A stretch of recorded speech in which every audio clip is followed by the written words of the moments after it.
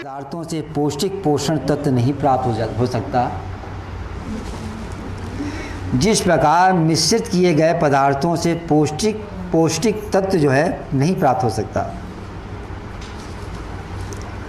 और कालांतर में उससे जो है महान जो है हानि हो जाती है, नुकसान हो जाता है, बहुत तरह के कष्ट पैदा हो जाते हैं। जैसे आहार के भोजन संबंधी पदार्थों में नकली पदार्थ मिश्रित कर देने से वो हानिकारक हो जाता है। शुद्ध जल में अशुद्ध जल मिश्रित करने से वो लाभ पहुंचाने के बजाय हानिकर हो जाता है। औषधि में नकली औषधि मिश्रित करने पर रोगी के लिए हानिकारक हो जाती है और मृत्यु तक भी हो जाती है। औषधि में नकली औषधि मिश्रित करने पर रोगी के लिए वो हानिकारक हो जाती है और मृत्यु भी हो जाती है। इसी प्रकार धार्मिक कर्म धर्मों में जाली बनावटी कर्म धर्म मिश्रित हो जाने पर वो महान हानिकारक हो जाते हैं। इसी प्रकार धार्मिक कर्म धर्मों में जाली बनावटी कर्म धर्म मिश्रित हो जाने पर वो महान हानिकारक हो जाते हैं। अर्थात जीवन भर बनावटी कर्म धर्मों को करते रहने से सिवाय हानि के कोई लाभ नहीं होता। और अंत में श्री गीता अध्याय 16 श्लोक 19-20 के अनुसार आश्री योनि मापन्ना की प्राप्ति हो जाती है। इस प्रकार मिश्रित पदार्थों की तरह ही ओमान्य प्रभु पिताजी ने इस ब्रह्म सृष्टि में शुद्ध नारी नरों का भी निर्माण किया।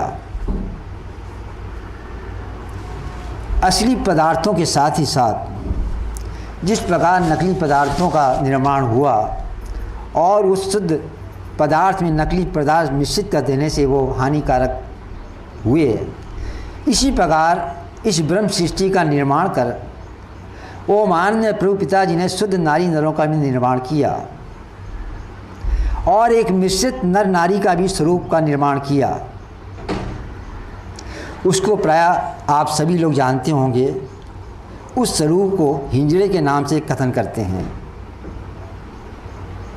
संभव है और भी कोई नाम हो, परंतु हमने तो उसको अभी तक जो है हिंजड़े के नाम से ही सुना है।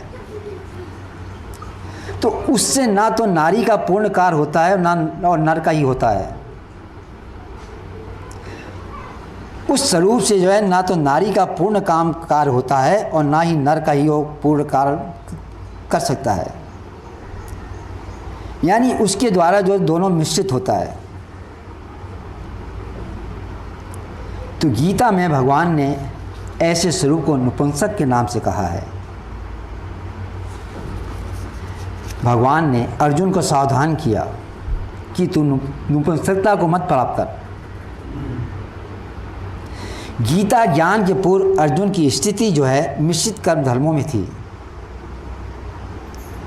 उन कर्म धर्मों के प्रभाव से वो व्यथित हो गया था, व्याकुल हो गया था, चेतन शून्य हो गया था, शारीरिक की स्थिति इतनी गिर गई थी कि वो खड़े रहने में असमर्थ हो गया था।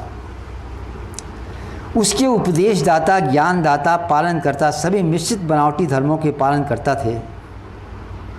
इसलिए बनावटी कर्म धर्मों को करने से शारीरिक, दिमागी, मानसिक, सामाजिक, बौद्धिक, आध्यात्मिक सभी प्रकार की स्थिति जो है गिर गई थी।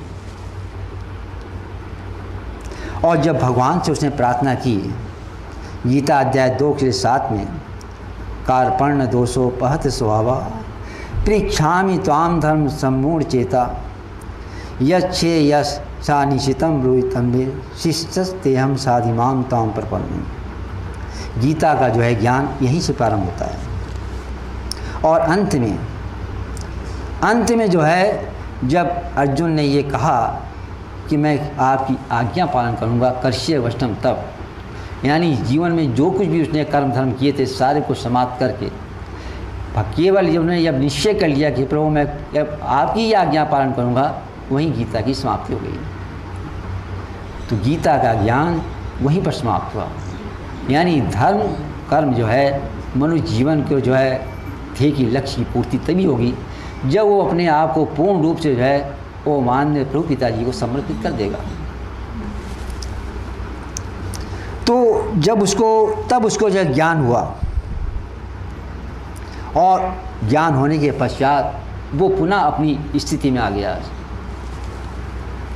तो वो माननीय प्रभु पिताजी ने कृपा करके, महान कृपा करके हम लोगों को जो बनावटी कर्म धर्म से रहित, जो अत्यंत पौष्टिक शुद्ध ज्ञान से परिपूर्ण जो ज्ञान है, जो श्री विश्व शांति ग्रंथ के नाम से वो हम लोगों को प्राप्त हुआ, जो सब प्रकार की उन्नतियों से पूर्ण है और सभी पौष्टिक तत्वों से पूर्ण है।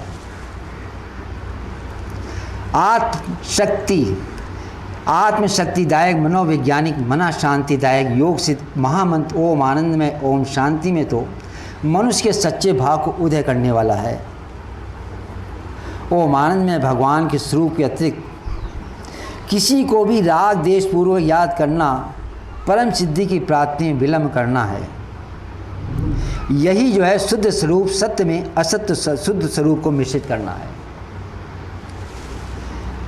ओम आनंद में भगवान के स्वरूप के अतिरिक्त किसी को भी राग से या द्वेष से इस भाव से याद करना जो परम सिद्धि की प्राप्ति है, इसमें विलंब करना है। ये परम सिद्धि की प्राप्ति इसीलिए उसमें विलंब हो रहा है कि अपने अंदर जो राग और द्वेष यानी जो मिश्रित जो हो गया है, जो शुद्ध स्वरूप था उसमें जो है राग द्वेष करके अन्य स्वरूपों के अंदर जो है राग द्वेष पैदा करके जो मिश्रित भाव पैदा हो गया है, यही जो है अपने अंदर जो है उस परम सिद्धि की प्राप्ति के लिए ये अशुद्ध पदार्थ उसमें मिल गया है।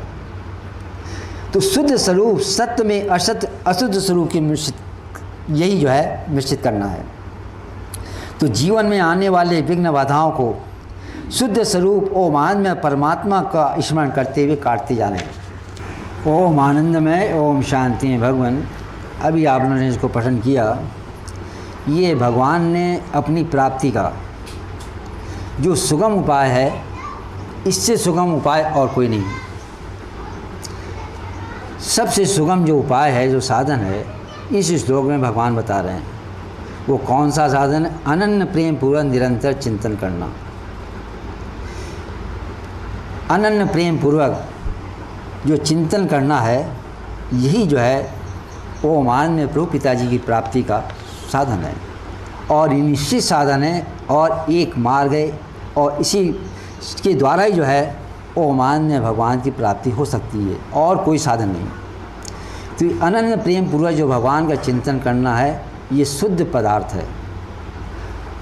इसमें जो है हम तरह तरह के और जो चिंतन करने लिए जाते हैं, प्रेमियों के, पदार्थों के, भोगों के, तो ये जो है उस प्रेम के अंदर जो शुद्ध प्रेम है उसके अंदर ये मिश्रित कर देना हुआ।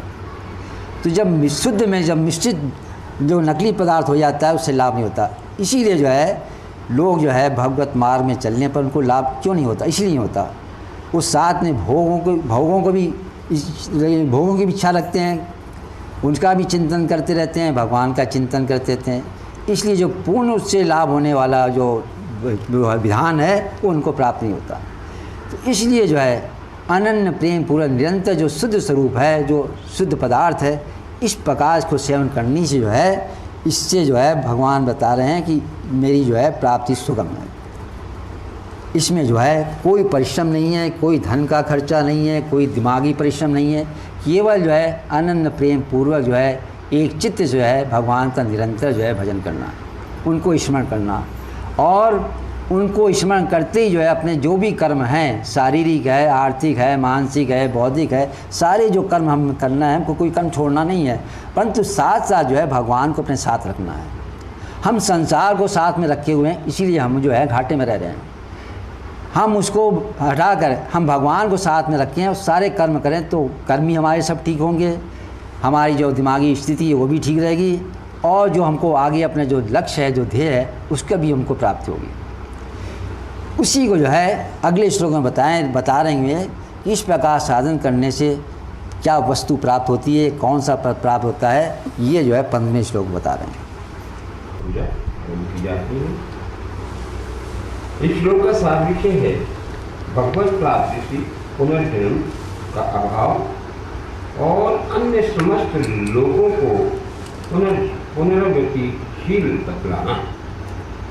ओम आनंद में भगवान बोले इस बार, और वो परम सिद्धि को प्राप्त महात्मा जन मुझको प्राप्त होकर दुखों के घर एवं क्षण भंगुर पुनर्जन्म को नहीं प्राप्त। ओम आनंदमय, ओम शांति। भगवान अभी 14वें श्लोक में जो भगवान ने जो साधन बताया कि इस प्रकार जो है नित्य निरंतर मेरा स्मरण करने से ही मैं जो है मैं सुलभ हूँ, यानी मेरी जो प्राप्ति है, मेरा जो निरंतर स्मरण है, इसी से मैं मेरी प्राप्ति है और इसी से मैं सुलभ हूँ, इसी से मैं प्राप्त हो जाता हूँ। फिर अगले श्लोक में बताया इस प्रकार जो है इस पद को प्रभु पिताजी को प्राप्त करने के पश्चात जो है पुनर्जन्म का भाव, यानी आगे जो जन्म होने हैं उनका भाव हो जाता है, यानी सदा के लिए जो है जन्म मरण के जो है उससे वो रहित हो जाता है। और क्या बताया, अन्य समस्त लोगों को पुनरावृत्तिशील बनाना।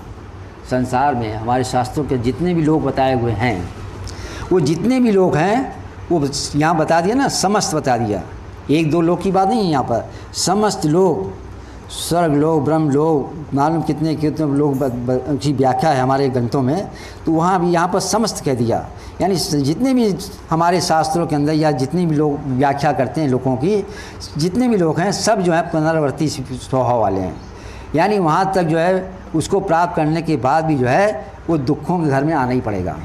पुनर्शील यानी बार बार जो है वो जन्म मरण के चक्कर में आना ही पड़ेगा, यानी दुखों के जितने भी जो है ये जन्म मरण है, ये सब क्या है, दुखों के घर हैं, यानी उनके घर में आना ही पड़ेगा। परंतु मेरे को प्राप्त करने के, अगर मेरे जो प्राप्त कर लिया तो उसका पुनर्जन्म नहीं होगा। तो सबसे बड़ी सिद्धि क्या है, लोग संसार में बहुत सिद्धियां प्राप्त करते हैं, परंतु अगर ये सिद्धि नहीं प्राप्त की तो उनकी जो सिद्धि प्राप्त की वो जो है एक तरह से उससे कोई लाभ नहीं। और ये सिद्धि को, इस परम सिद्धि को प्राप्त कर लिया तो सदा के लिए जो है उनका जो दुख है वो सदा के लिए छूट जाते हैं, और इस सिद्धि को प्राप्त करने के बाद जो है वो परम आनंद और परम शांति जो है लीन हो जाते हैं। तो भगवान सभी भगवत प्रेमियों से प्रार्थना है ऐसा जो ज्ञान महापुरुषों के पास हम लोगों को प्राप्त हुआ और इतना सुगम साधन सरल कि इसके मुकाबले और कुछ है ही नहीं, और इसी के द्वारा जो है उस परम सिद्धि की और संसार के अंदर जो जन्म मरण का जो चक्कर है, जो दुखों के घर में बार बार आना जाना मरना जीना लगा रहता है, इससे मुक्त होने के लिए, उस परम पद को प्राप्त करने के लिए जो प्रभु पिताजी का जो स्मरण है, चिंतन है, उसको अपने हृदय में बसाना है, और खुद भी अब अपने हृदय में बसाएं, खुद भी इसका जब साधन करें, अभ्यास करें और लोगों को भी जो है बताएं। तो इससे जो है यही जो है अपने सत्संग करने का, सत्संग में ज्ञान पठन समझने का यही जो लाभ है कि अपने जीवन को अब जो है ऐसा बनाना है। अब बाहर के जो सारे पट्ट हैं उनको बंद करके अब भी जो हम महापुरुषों की कृपा से जो अंदर का पट खोलने का जो ज्ञान मिला है, इसको खोलकर उस परम आनंद और शांति में जो है मगन हो जाना है। ओम आनंद ओम शांति। अब से मैं अमृतलाल जी भगवान से प्रार्थना करूँगा, एक भजन वो उच्चारण करने की सेवा पूजा करूँगा।